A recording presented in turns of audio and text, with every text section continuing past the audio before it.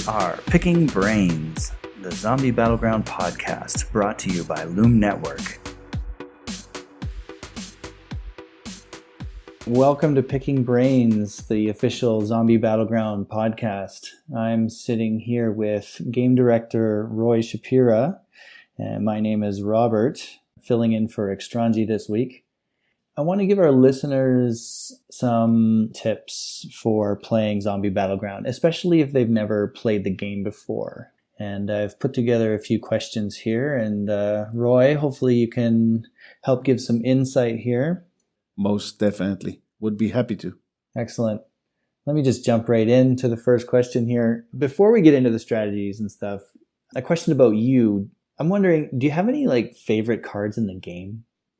That's a pretty interesting question that I actually get asked quite a lot because, people always have favorites and all that. But remember, I kind of invented the world and all its inhabitants. So I do love all my children quite equally. And I do try to make sure that all of them get the same amount of love and care and get them to grow and mature and become fully balanced cards and awesome in their own rights. With that said, some of them are pretty cool. Like Chernobyl has a really he's a really close to my heart. Mm-hmm. I would have to say Gargantua is one of my favorites as well. He's pretty cool. Tsunami has a nice story behind it, and it's also a pretty awesome artwork with it, and it kind of grow together. It's been a journey to try to find the right animation and the right kind of look and feel to it. So it's also pretty awesome. But in general, they're all awesome, and I do love all of them pretty much the same. Yeah, that's great to hear. I was just picturing the game team, like you with the whole team, trying to figure out, okay, what's this zombie going to look like? Because I'm picturing Gargantua and Chernobyl because the illustrations are amazing. Well, to be honest, it's more like everything that you see is out of my head. And most of the game team, it's kind of like, this is how I'd like it to be. And the game team is trying to bring the vision closest to what I have in my head. Kind of thing. It's they realize it. Exactly. It's less of a brainstorming session together and more like, okay, it should look like this one. I've given them several references and then they do sketches. Mm-hmm. And we kind of, from the sketches, do some color testing and iterations until it looks exactly the same as I had in my head. But each and every one of the zombies are kind of my own creation. It's a pretty cool process. Okay. My second question is about horde building. So can you talk a little bit about element combinations when building hordes and maybe about some different styles of play? Because I think they're kind of connected. When you're building your hordes, you might use one faction or two factions. And is there pros and cons for doing this? And how does that relate to the different styles of play? That's a pretty elaborate question that will require kind of like breaking it down. Yeah. But so each one of the elements kind of symbolizes a kind of like connects with one of the meta types of play in the card collection game. And if we think about the aggressive deck, for example. Aggressive deck is usually more smaller costing cards and faster attack, going face as we call it. That's connects to fire right away. Fire is just like the embodiment of fast-paced gaming. On the other hand, if you're thinking Earth, it's more like making sure your side of the board is filled with these strong walls, these heavies that block the progression of the enemy. Mm-hmm. So that's more like a control deck. Right. If we're looking at life, then we have a lot of small pesky zombies that just reanimate over and over again. And that's kind of like a Zerg deck, kind of like a zoo deck. We call it a zoo deck. So it's kind of like a life zoo. And Toxic is very much like a an aggressive mid-range deck that you can tempo very nicely. Mm-hmm. So it works really well as a ramp deck. You can ramp up the goo really quickly and drop down the big ones that are relatively quicker than the others. There is no singular best element or singular best style of play. You can actually create all styles of play with all the elements. It's just each one of the elements kind of like is the embodiment of it. But you could also use that as a strategy trick. For example, you could use an earth deck as a mid-range or a ramp deck. Mm-hmm. You just fill it up with the correct items like the goo bottle and the goo beaker.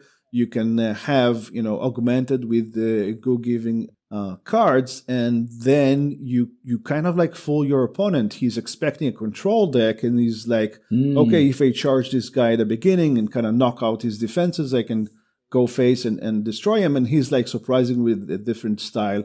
So you could actually kind of mix and match it. Right, okay. You kind of mix and match it. But you'll have to, when creating the deck, you'll have to think in advance what style of play is best suited to you, and then augment it with the best cards possible.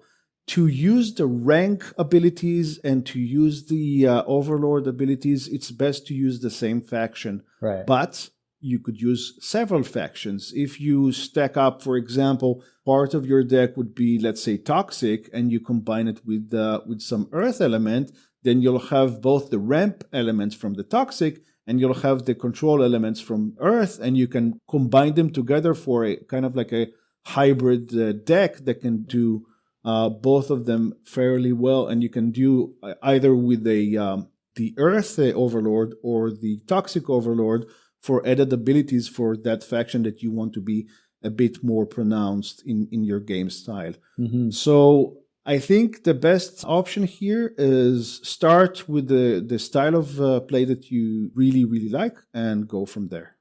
That's an excellent answer.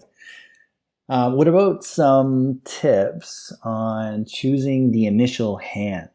So we have this step in the beginning called the mulligan, where you have 3 cards and you can choose to redraw none or any of those cards. What should we keep in mind when we're doing this? Well, that's one of the earliest skills that we need to master. The mulligan is kind of like a mini game inside of the game. You have to think in advance about 2 things. First of all, you have the RNG gods. Everything is controlled by them. But then you need to remember that the mulligan is basically your first hand, which means it needs to cover at least your turn 1, turn 2, and turn 3. So if you don't have any lighter cards in your mulligan, then you need to recycle them as quickly as possible. So if you have like a heavy card, let's say 5 goo or more, then it's kind of obvious, unless it's a very specific card that you're looking for in your game style, like a special general that you're building your deck around or anything like that.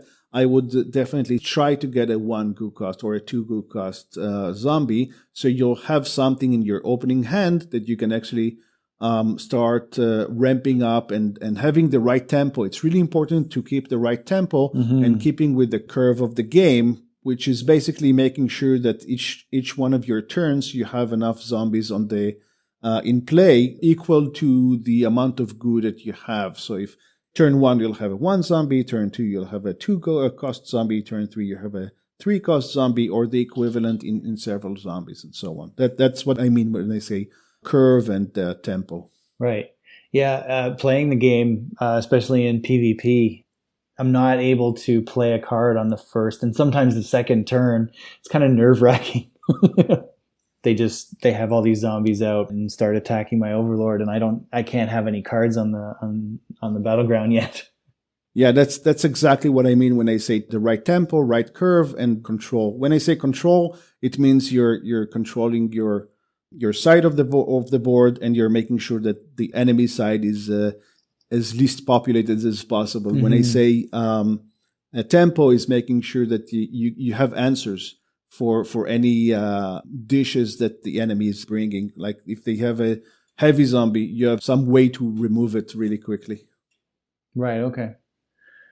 Great. Okay. My final question is basically a general question. Do you have any other tips for people who have never played Zombie Battleground before? So this divides into people who never played specifically Zombie Battleground or people who have never played a card collection game before. And the answer for both of them would be kind of similar, even though the people who have never played Zombie Battleground but have played other cards will feel right at home. So same general idea. You need to get your collection in order. You need to make sure that you have the right tempo, right curve, and all those main strategies that we use to play card collection games successfully. But for people who haven't played Zombie Battleground or card collection games before, I would say get one deck, get to know it really, really well, get to know the zombies inside of it, inside and out, make sure to understand the synchronicity, how they synergize with one another. And after you have one faction mastered, try all the rest of the factions. So you'll have an idea of all the different play styles. So start with one deck, understand how this works. Let's say you really like the control type of gameplay. You like to have a lot of heavies and make sure that your side is safe and all that. They will run out of cards before they will able to remove all your guys. So if you like that, get to know the Earth faction really, really well. After you master that, try the rest of the factions to know all your enemies, all your opponents, and just try. Just experiment. Just keep playing, basically. Keep playing. Experiment, experiment, experiment. Yeah. Always, exactly. The more you experiment, the more you try using cards that you're not used to, trying different tricks on different places, using the goo carriers at the start, using goo carriers at the end, trying different things, you'll see what works better for you and what doesn't. And obviously, the more you play people who are really good, the better you'll get, because you'll try to analyze how they are playing. And so when you see a really good player, you kind of like, okay, he's probably going to do this and this. And I should answer with this and that. And the more you can do that, the better you get as a player. Because a good player can know what's going to happen for 5, 6, or even 7 turns in advance, and that will make him a lot more successful in the end. Right, definitely. I've been doing that too, trying to anticipate what they'll do and then seeing if I'm right, kind of thing. Then the more you do it, the more your gut feeling will be right. Right. Yeah. I mean, Einstein once said, "If you're not failing 90% of the time, you're just not trying hard enough." Perfect. All right. Well, I think we're going to wrap it up here, Roy. Thank you so much for your time and giving us some insight into the game and getting started with the game. We'll talk to you next time. Thank you so much. See you next time. Thank you for listening to Picking Brains, the Zombie Battleground podcast. We'll be here each week with hordes of content around the game's design, gameplay mechanics, strategy, and more. You can download Zombie Battleground from our website at loom.games, and then shuffle over to the official Discord for some great conversation around the game. Of course, you can find these links in the show notes below. So until next time, keep building those armies and fighting those battles, and zombie on.